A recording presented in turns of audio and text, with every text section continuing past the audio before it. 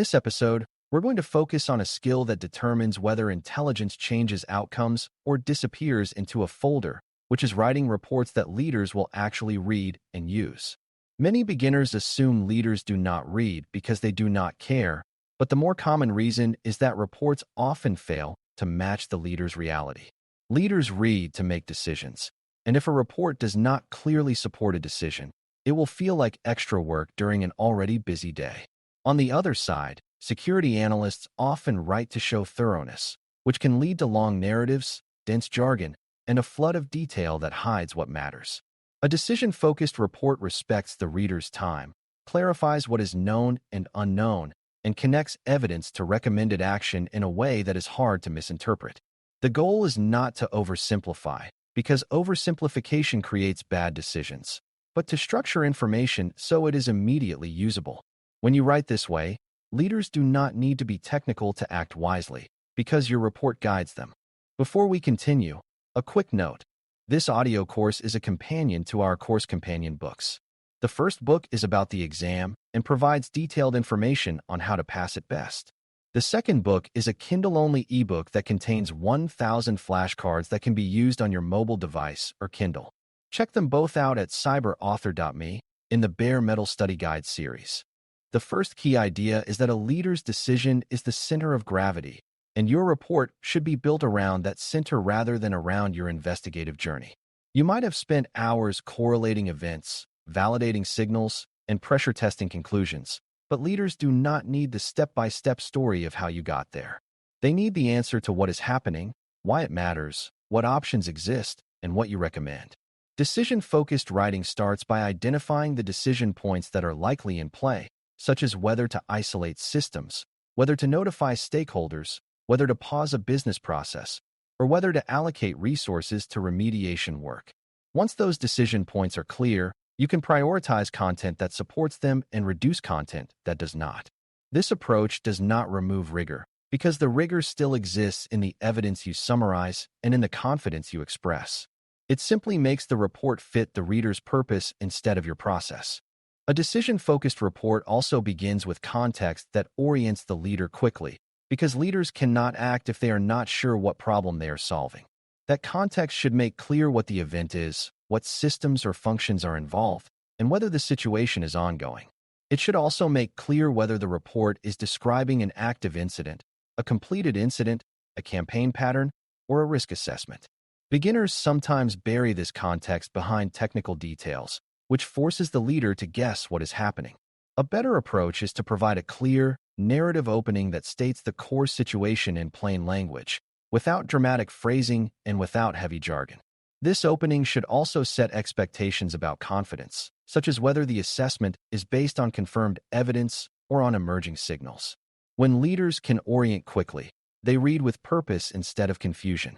Once the leader is oriented, the next requirement is clarity about impact, because impact is what makes a security event business relevant.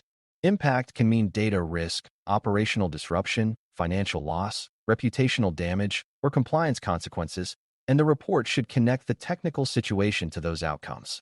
Beginners sometimes assume leaders can translate technical findings into impact on their own, but leaders often need help making that connection precisely. If a system touched by the intrusion contains sensitive data, the report should explain what kind of data and why it matters to the organization, without inventing facts that are not supported. If the intrusion affects availability, the report should explain which business functions could be disrupted and what the likely time horizon is. Impact statements should be careful, because overclaiming impact creates panic and underclaiming creates complacency. A decision-focused report expresses impact as what is confirmed and what is plausible, which helps leaders choose proportionate action. A report leaders actually read also includes a clear status assessment, because leaders often want to know whether the fire is still burning. Status includes whether access appears to be ongoing, whether containment has been applied, and whether there are remaining uncertainties that could change the picture. This is where your timeline and cadence work becomes valuable, because you can use it to explain whether activity has clustered recently or whether signals appear dormant. It is also where sober language matters, because saying the incident is contained has meaning only if you define what contained means in scope, and in residual risk.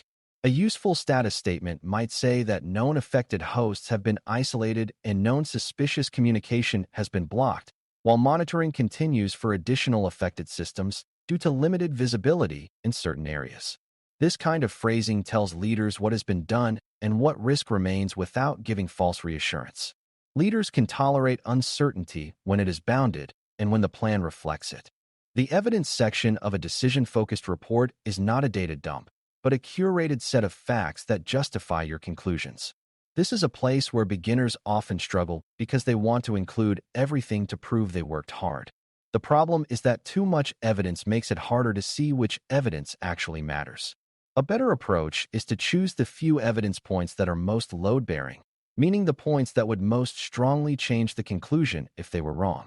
Those points often include confirmed signs of intrusion behavior, such as evidence of unauthorized access, evidence of persistence, evidence of internal movement, or evidence of suspicious outbound communication. You can then briefly describe the supporting observations without burying the reader in raw log lines. The leader does not need every detail, but they do need enough to trust that the conclusion is not a guess. Curated evidence also helps prevent misinterpretation because you are guiding attention to what matters most. Decision-focused reports also need a clear statement of confidence and uncertainty because leaders are making risk decisions, and risk decisions depend on knowing how stable the assessment is.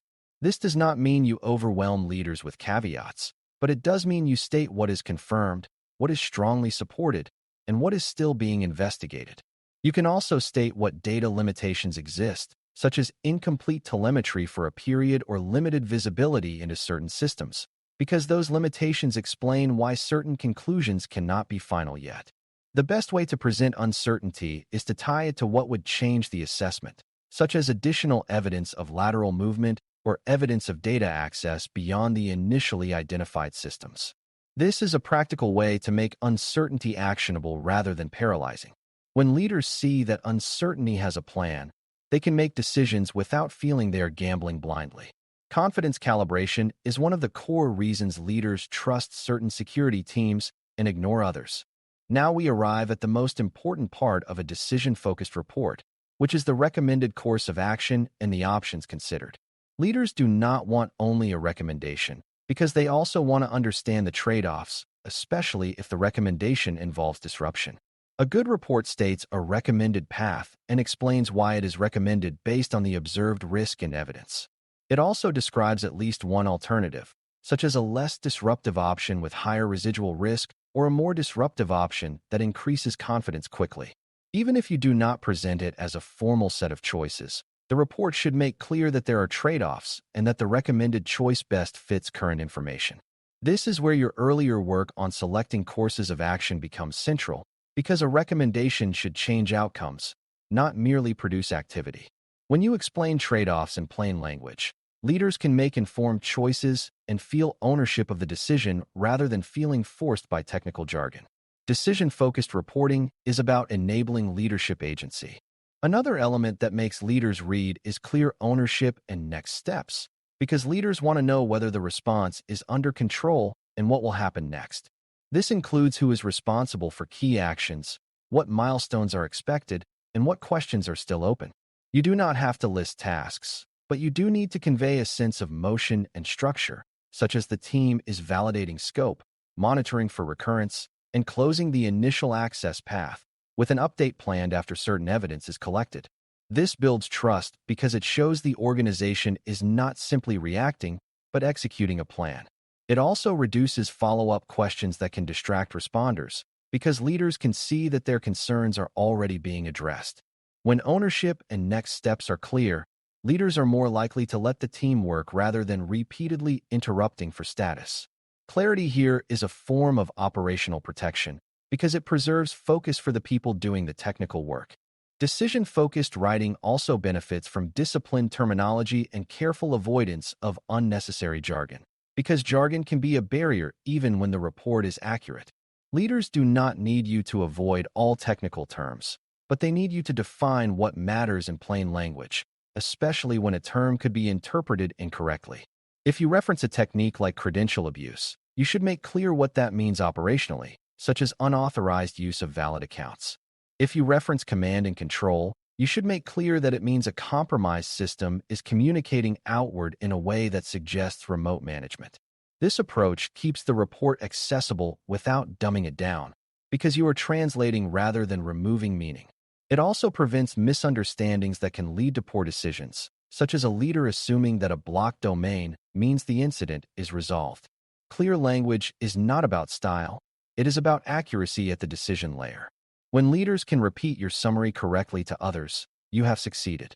Another often overlooked point is that decision-focused reports should be resilient to later updates, because incidents evolve and assessments change. If you write with overly definitive language early, you may later need to issue corrections that create confusion or distrust. If you write with excessive hedging, leaders may ignore the report entirely. The best approach is to write with calibrated confidence and to explicitly signal what might change and why. You can say that the current assessment is based on evidence available now and that confidence will be updated as additional telemetry and validation steps complete. This gives leaders permission to make decisions now while expecting refinement later, which is realistic. It also prevents the organization from treating early statements as permanent truths. A decision-focused report is not a final historical record in the middle of response. It is decision support in motion.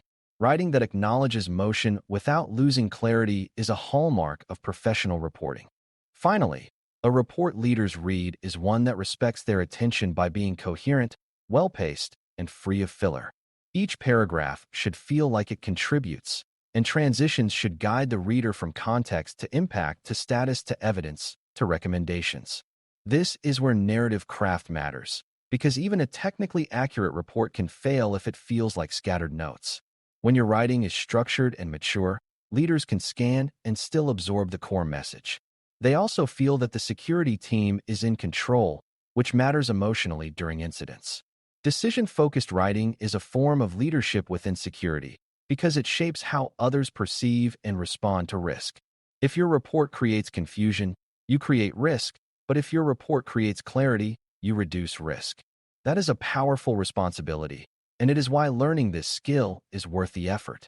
As we wrap up, writing decision-focused reports leaders actually read means building your message around the decisions leaders need to make, not around the technical journey you took to reach your conclusions. You orient the reader quickly with plain language context, connect the situation to business impact, and provide a clear status that explains what is known, what has been done, and what remains uncertain. You curate evidence to the few load-bearing facts that justify your assessment, and you calibrate confidence with sober language that helps leaders understand how much weight to place on each claim. You present a recommended course of action with clear trade-offs and alternatives, making sure the recommendation is tied to outcomes rather than to busy work. You clarify ownership and expected next steps so leaders see a plan and do not need to interrupt response for constant updates. When you keep terminology accessible and the narrative coherent, you produce reports that leaders not only read but use, and that is when intelligence becomes real decision support rather than just information. Thanks for listening. For more audio courses, daily newsletters, and more, please visit BareMetalCyber.com.